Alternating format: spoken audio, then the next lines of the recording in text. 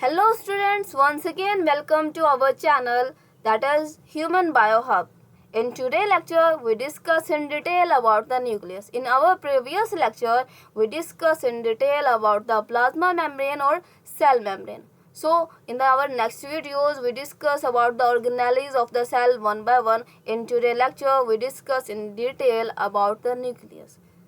Let's get started about the nucleus. What is nucleus? उसका introduction हम study करते हैं. Cell nucleus is a double membrane bounded structure that contain the cell's heredity information and control the cell's growth and reproduction. Cell nucleus क्या है? एक double membrane organelle है कि इसके अराउंड क्या होता है, सिंगल लेयर नहीं डबल मेम्ब्रेन प्रेजेंट होती है. और इसमें क्या होता है न्यूक्लियस के अंदर के हेरिडिटी जेनेटिक इन्फॉर्मेशन मौजूद होती है. और उसके अलावा क्या होता है, सेल्स ग्रोथ की इन्फॉर्मेशन, रिप्रोडक्शन की इन्फॉर्मेशन, सारा कुछ क्या है हमारे पास न्यूक्लियस के अंदर मौजूद होता है. It is in the centre of eukaryotic cell. ये न्यूक्लियस क्या है हमारे पास सेल के सेंटर में मौजूद होता है. जो प्रोकैरियोटिक सेल होते हैं उनमें या तो न्यूक्लियस प्रेजेंट नहीं होता, और अगर कहीं न्यूक्लियस प्रेजेंट हो तो क्या होता है कि न्यूक्लियस के अराउंड कोई बाउंड्री प्रेजेंट नहीं होती, वो साइटोप्लाज्म में ऐसे रैंडमली मौजूद होता है. और it is the most prominent organelle in a cell. It's about 10% of cell's volume. ये हमारे पास सेल का कितना वॉल्यूम इसने घेरा होता है? 10% ऑफ द सेल वॉल्यूम किस पे मुश्तमिल होता है? न्यूक्लियस पे. It is also called control centre of cell and karyon. इसको हम कंट्रोल सेंटर ऑफ सेल भी कहते हैं और कैरियन भी कहते हैं. इसने सेल का तमाम जो मेटाबॉलिज्म या फंक्शंस हैं वो न्यूक्लियस सारे कंट्रोल कर रहा होता है, इसलिए हम इसको कंट्रोल सेंटर ऑफ सेल कहते हैं. इसका अदर वर्ड हम कहते हैं कैरियन भी इसको बोलते हैं. तो जो स्टडी ऑफ न्यूक्लियस है तो उसको हम कैरियोलॉजी भी बोलते हैं. नेक्स्ट हमारे पास इनके मेन स्ट्रक्चर को डिस्कस करते हैं कि इनके स्ट्रक्चर में क्या क्या चीज़ आती है, उनको वन बाय वन हम इंशाल्लाह डिस्कस करेंगे. फर्स्ट हमारे पास इसका मेन कंपोनेंट है न्यूक्लियर मेम्ब्रेन. लास्ट टाइम हमने प्रीवियस लेक्चर में हमने डिस्कस किया था सेल मेम्ब्रेन के बारे में कि हमारे पास सेल है और सेल की एक बाउंड्री मौजूद होती है जिसको हम सेल मेम्ब्रेन कहते हैं. Same in this case nucleus के अराउंड एक बाउंड्री मौजूद होती है जिसको हम न्यूक्लियर मेम्ब्रेन बोलते हैं. नेक्स्ट हमारे पास न्यूक्लियर पोर. इन मेम्ब्रेन के बिटवीन कुछ गैप्स मौजूद होते हैं जिनको हम न्यूक्लियर पोर बोलते हैं. नेक्स्ट हमारे पास nucleoplasm, lamina, nucleolus, chromatin.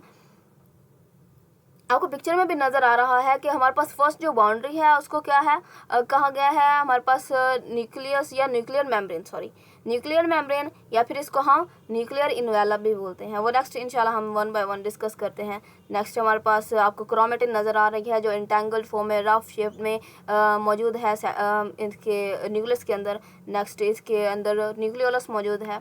Nucleoplasm जो फ्लूइड है वो हमारे पास क्या है? न्यूक्लियोप्लाज्म. नेक्स्ट हम इनको वन बाय वन डिस्कस करते हैं. फर्स्ट हमारे पास क्या है? Nuclear membrane. What is nuclear membrane? Double layer membrane enclose the content of nucleus. अब ये हमारे पास क्या है? डबल लेयर मेम्ब्रेन क्या है? एक आउटर मेम्ब्रेन होती है, एक इनर मेम्ब्रेन होती है. तो ये क्या है? हमारे पास डबल लेयर मेम्ब्रेन है. अब इसका क्या है कि एक आउटर मेम्ब्रेन है, ये आउटर मेम्ब्रेन है और ये इनर मेम्ब्रेन है, और इनको हम कलेक्टिवली क्या कहते हैं? Nuclear envelope. और नेक्स्ट हमारे पास क्या है? ये जो हमारे पास ये मेम्ब्रेन है, जैसे हमने लास्ट लेक्चर में पढ़ा है कि हमारे पास जो सेल मेम्ब्रेन है वो फॉस्फोलिपिड की बनी हुई होती है. तो सेम इन दिस केस कि हमारे पास ये जो मेम्ब्रेन है इनकी आउटर मेम्ब्रेन या फिर इसको हम न्यूक्लियर इन्वेलप कह सकते हैं. न्यूक्लियर इन्वेलप किससे बना हुआ होता है? फॉस्फोलिपिड बाइलेयर से. ठीक हो गया. उसके बाद हमारे पास ये क्या है? इन्वेलप क्या करता है? Nuclear envelope help to maintain the shape of the nucleus. इसको रीड कर लेते हैं. Double layer membrane enclose the content of nucleus. इसमें तमाम जो भी कंटेंट होता है, जितने भी स्ट्रक्चर्स होते हैं इनमें मौजूद होते हैं न्यूक्लियस में. तो इसको ये क्या कर रहा होता है? एनक्लोज कर रहा होता है, ये जो इसकी बाउंड्री है.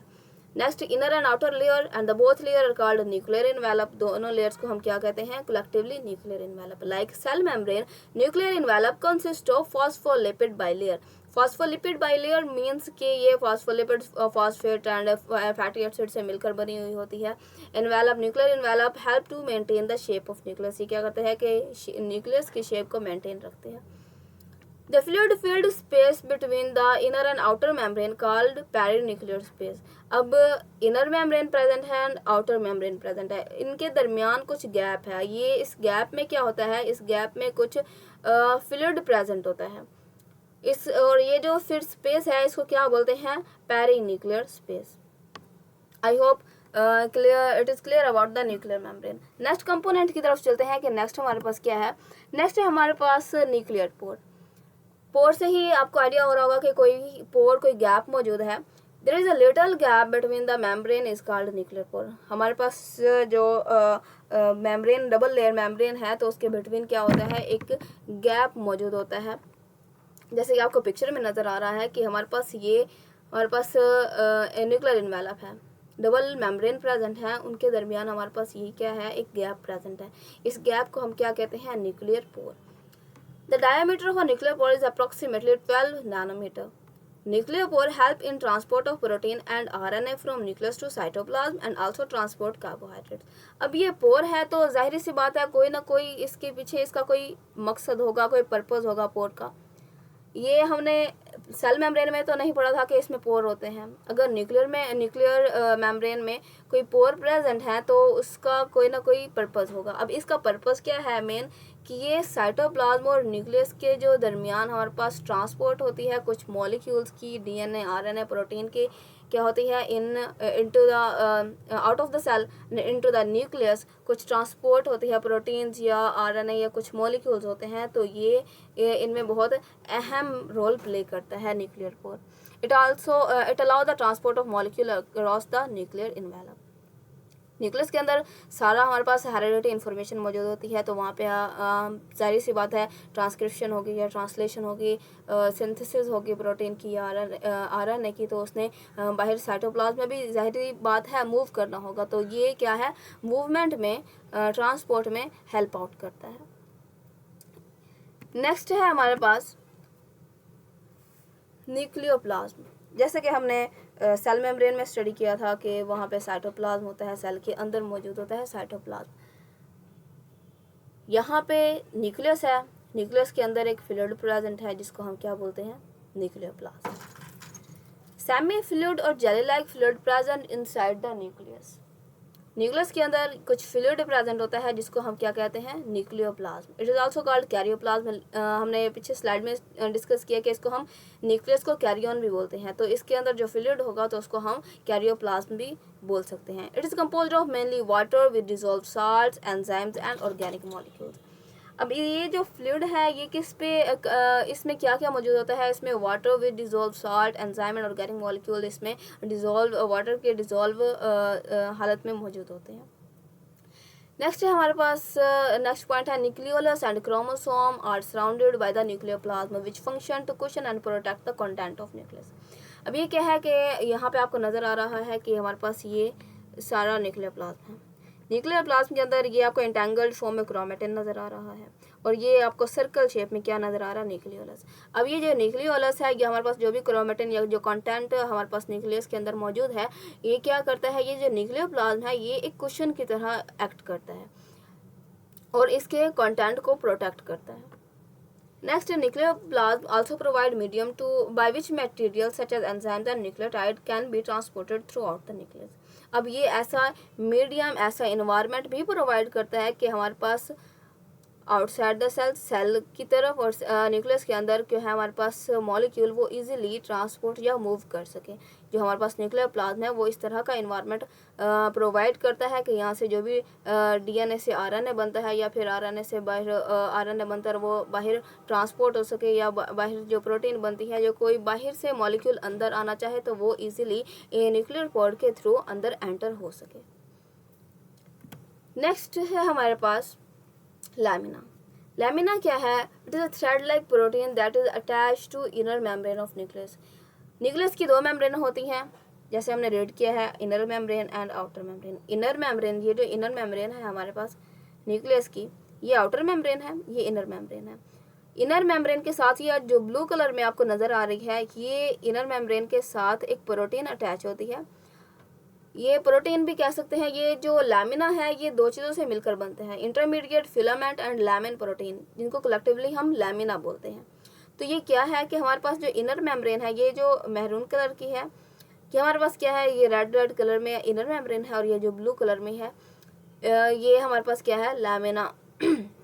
यहाँ ये इनर मेम्ब्रेन के साथ अटैच होती है और ये हमारे पास ये जो होल लैमिना प्रोटीन है, सॉरी लैमिना है, ये क्या करता है कि help in the mechanical support, ये न्यूक्लियस को मैकेनिकल सपोर्ट में काफ़ी हेल्प आउट करते हैं। नेक्स्ट है हमारे पास nucleolus. Nucleolus also main component of the nucleus. ये क्या है, न्यूक्लियस में प्रेजेंट होता है। अगर आप माइक्रोस्कोप के थ्रू देखते हैं तो हमारे पास काफ़ी हिस्सा जो है आपको डार्क डेंस कलर में नज़र आएगा, जिसको हम न्यूक्लियोलस बोलते हैं। न्यूक्लियोलस में क्या है, काफ़ी मिकदार में हमारे पास आरएनए या प्रोटीन प्रेजेंट्स होती हैं। और ये जो हमारे पास न्यूक्लियोलस है, ये जो आपको डार्क पर्पल कलर में नज़र आ रहा है, न्यूक्लियोलस क्या करता है, राइबोसोम्स को सिंथेसाइज करता है by transcribing and assembling the ribosomal RNA subunits। ये क्या करता है कि राइबोसोम्स को सिंथेसाइज करने में हेल्प करता है। यहाँ पे जो राइबोसोम्स होते हैं वो क्या करते हैं, प्रोटीन को नेक्स्ट सिंथेसिस करते हैं, लेकिन जो राइबोसोम्स का बनना है वो हमारे पास न्यूक्लियोलस में होता है। इंशाल्लाह हमारी जो नेक्स्ट वीडियो होगी वो इन डिटेल हम इसमें डिस्कस करेंगे कि न्यूक्लियोलस राइबोसोम्स को कैसे सिंथेसाइज करता है।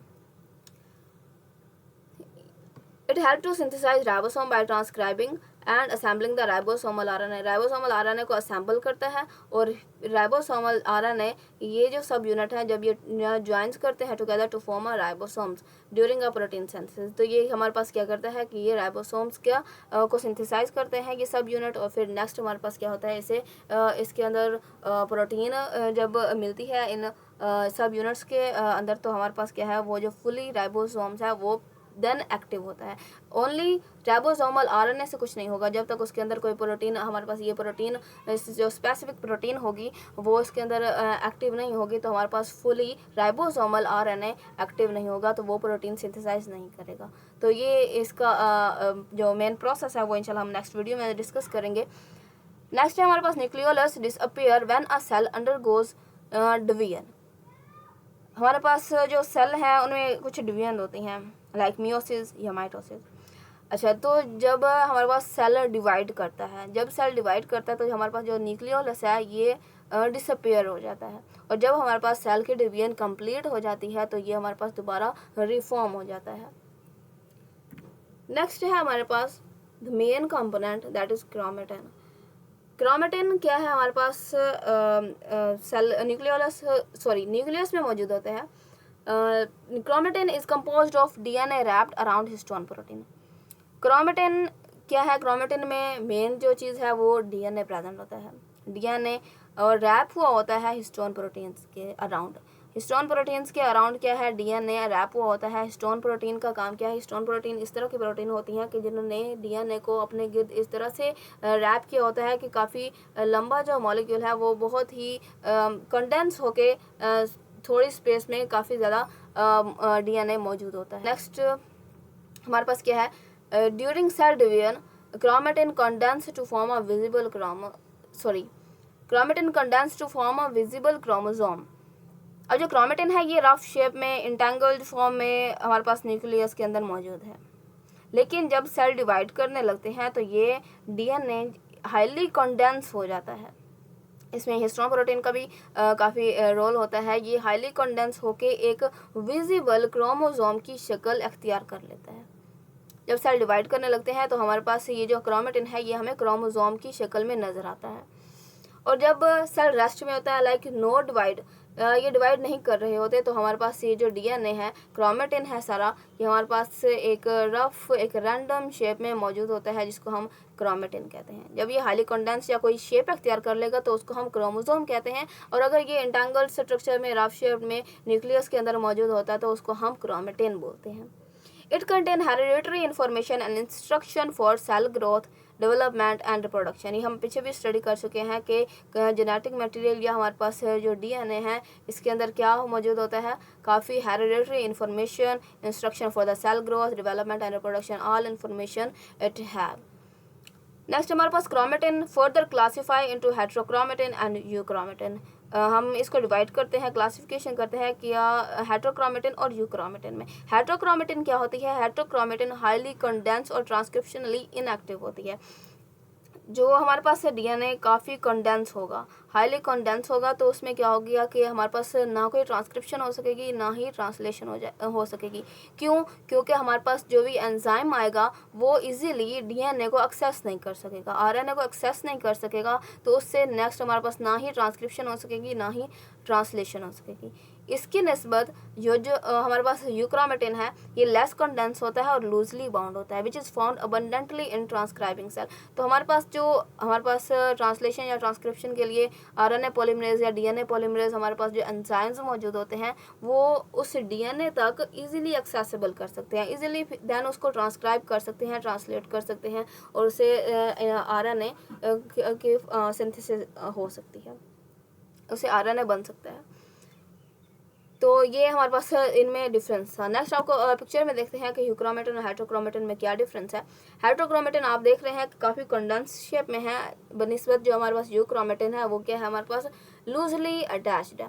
तो हमारे पास लूजली कंडेंस है, इतना इसमें मतलब क्या है, वहाँ पे ज़्यादा कंडेंस है और यहाँ पे लो कंडेंस है। और यहाँ पे क्या होता है, जो हमारे पास ये डीएनए है, ये जो डीएनए आपको नज़र आ रहा है, ये हमारे पास हिस्टोन प्रोटीन है, और हिस्टोन प्रोटीन के हमारे पास क्या हुआ है, डीएनए रैप हुआ। जो इन्फॉर्मेशन हमें चाहिए होगी उसको जो एंजाइम्स हैं वो उसको ट्रांसलेट करेंगे उससे, या ट्रांसक्रिप्शन होगी, तो वो जो एंजाइम ने इन्फॉर्मेशन लेनी है या आरएनए की सिंथेसिस करनी है, तो वो क्या होगा, यहाँ से इजीली ट्रांसक्राइब या ट्रांसलेशन हो सकती है, इजीली एंजाइम्स इसको एक्सेस कर सकते हैं, बनिस्बत इसके यहाँ पे हमारे पास एंजाइम इजीली एक्सेसिबल नहीं हो सकते।